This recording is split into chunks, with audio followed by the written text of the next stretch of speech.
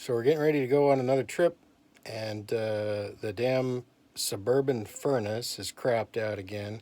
This is probably the fourth time that I've had to work on it this year. God, I hate these things. Um, they're so fragile, and they crap out all the time. And my neighbor had one in his RV, and he had problems with his, and he couldn't fix it himself, and he ended up paying somebody like $800 or some ridiculous amount of money to fix the damn thing. I'm gonna rip it out and put a diesel heater in here, but I don't got time to do that before the trip. So I'm trying to figure out what's wrong with it this time. It's not getting any spark. It's not even attempting to spark, so that's a different issue than I've seen before. Usually it sparks and doesn't light. So that means it's probably the sales switch or the gas valve. I keep the manual for this thing on my phone. It gives me so much trouble. So I just clicked it on. The symptom is that the fan will come on, but it will never ignite or even really try to ignite. There it goes. Now this little window over here is where you can see the igniter. I'm going to stick a copy of the troubleshooting guide here, but basically it says the first step is to check for 12 volts between the red and yellow wires on the board. Well, I can go ahead and pull these heater things out, and these just take a twist. You don't have to undo the whole dang thing. You just turn this to where you get the tab off, and you can just pop them out like that.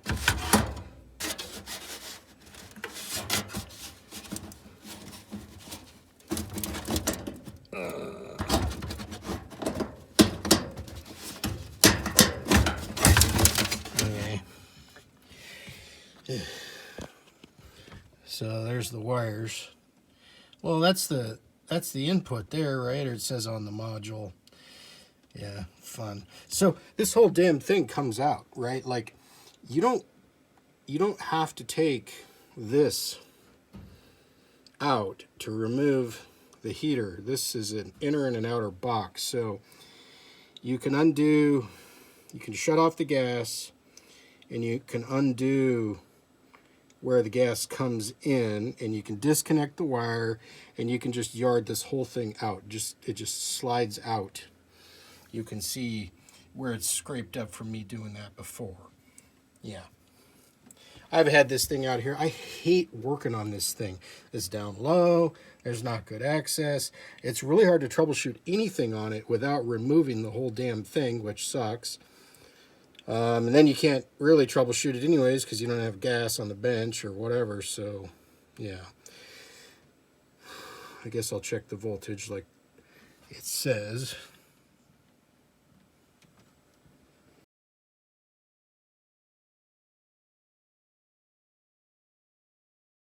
Of course, the very first step involves yarding this thing out of here, and I am not doing that again.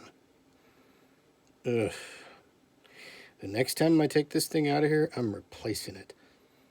I want to get a couple of those Chinese diesel heaters, I think. People are really liking those, doing some interesting stuff with them, and they're only like $100, you know. A new one of these is probably going to cost me like $700 or $800, you know. And those diesel heaters, I guess they don't move a lot of air though. This thing moves a lot of air, and those don't, but they put out a lot of heat. And I've got 4 ducts here, and those only have 1 duct output. You know, some of them have 2. So, yeah, I don't know exactly what I'm going to do, but yeah, I'm sick of this Suburban thing. I guess I'm going to pull this electrode out, that one. I've replaced that before. Just make sure that nothing funky's happening there. Doesn't have some crud on it, or contacts are, you know, fouled or something. I don't recall if that sparks before the gas flows. Doesn't make sense. I'm not hearing the clicking of the gas coming on. Anyways, that's 2 screws. I'll yard it out of there and see what's happening. No, I am so done with this thing. Watch for a future video of me replacing this with diesel heat. The prior owner of this bus did think about maintenance. So, you know, you can take this cabinet door off with those 6 screws, and then there's a screw right there, and then that board there folds out to enable you to yard this whole thing out into the walkway. Of course, you got to undo the wires and the propane, and you can actually leave the ducts on, but you can't quite get to the wires without removing those. But yeah, I'm not going to mess with this thing. We can just use electric heat for this trip. I've got one of those oil-filled radiator things, one of them. The problem is that doesn't really do a lot. I mean, it'll heat the whole bus up toasty, and you know, they're very efficient and quiet, but if it's cold and you want some heat now, that ain't happening. You know, it takes a while for it to do its thing. Do have heat strips in those roof airs, and those will work a little faster than the oil-filled radiator, but they kind of piddle. You know, they don't make a lot of heat. They will warm the bus up. I do have them in both the front and the back, but they do blow only a little bit warmer than the surrounding air. So if it's cold and you turn that on and it's blowing on you, you're going to feel like you got cold air blowing on you, even though it's just marginally warmer than the surrounding area. And it eventually warms the whole bus up. It does. But the heat primarily comes out the front and not the back. So in this case, if you're working in the kitchen, which, you know, this is pointing towards the kitchen here, you're going to have cold air blowing on you, and the heat's going to be blowing towards the front. I don't know why that is. It's probably where the coils are or whatever in there. And my wife's not going to like that whatsoever. I did leave this guy in here all night because it was getting down into the 30s. We're having some freezing temps. And it did keep the bus warm. It's probably about, I don't know, 68 in here or something. It's just about right. So if you get that thing adjusted where you want it and leave it on, it should be okay. Do a pre-trip. I'm going to...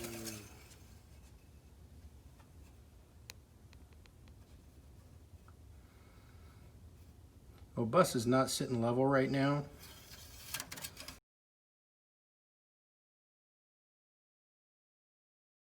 Level it out and measure it again tomorrow. Release the pressure.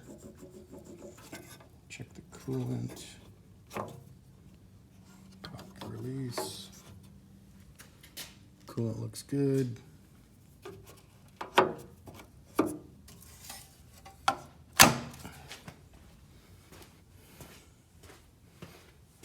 Check the power steering fluid. There's a little glass sight over here that I'm looking for. See if I can get in there. I have to flip this around. Right there.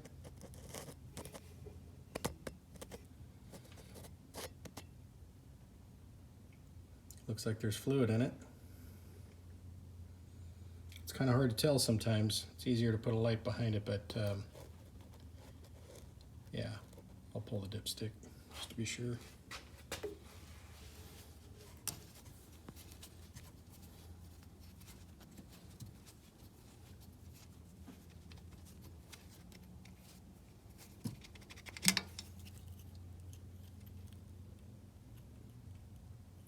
There's not much of a dipstick on here.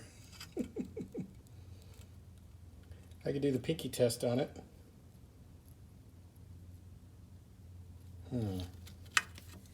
Yeah. Yeah, it passes the pinky test. I don't think you want to do that when it's hot.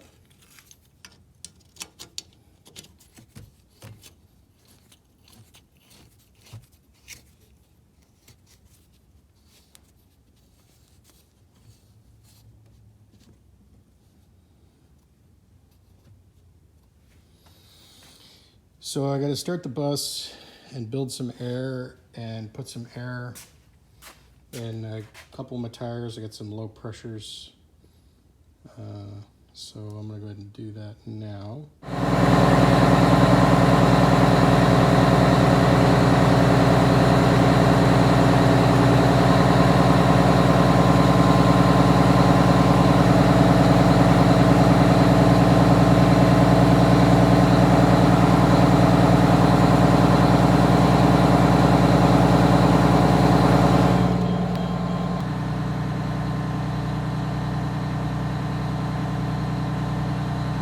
Just building some air here.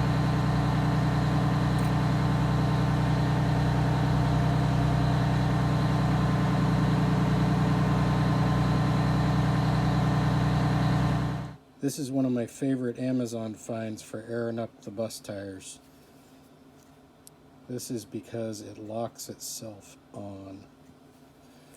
And you don't have to stay crouched down there in an uncomfortable position holding the chuck on the tire stem, on the valve stem, and waiting for the air to get through that little dinky Schrader valve and fill up the tire. So these big bus tires, they can take a while to fill up. You know, if you got good pressure and it's only a couple pounds, it's not a big deal. But if you don't have very good pressure and you got you know, you got to put 10 pounds in or something, it can take a while. So this is a pretty handy thing to have. My shop air doesn't go up to like 120. The bus does, so the bus will do a quicker job of airing up the tires. Yeah, I'll look in my Amazon purchase history and see if I can find a link to these. I think I got like 2 of them for like $9. So it's pretty cool. And there she is, filling herself up.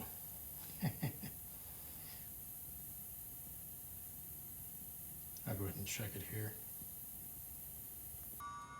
So my TPMS is doing its thing there because I pulled the cap off, and it's pissed. Now I'm not shooting for 100 on all these. I'm gonna shoot for 95.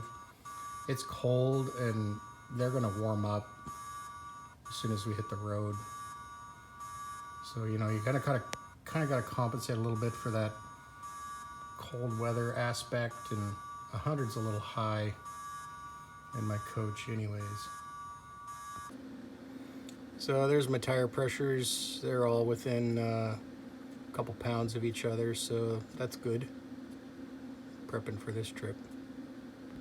Here's another little thing I just came across in my air tools that I thought I would point out to you. This is a double-ended air chuck. You're like, why would you need one of those? Well, when Scott Crosby was here working on my bus, we made this so that we could air up the bus with shop air, not need to have the bus running all the time. So this goes in my tire fill port off of my accessory tank, and then the other one goes to shop air. Now if you want to get fancy about it, you could put a valve in here so that you can shut it off, because it's going to bleed the air out of whatever it's hooked to. But you know, if you're quick about it, no problem. Anyways, yeah, we use this to air up the bus, and it goes on my right there. Let me turn a light on. I guess maybe you can see that. There's an air chuck there.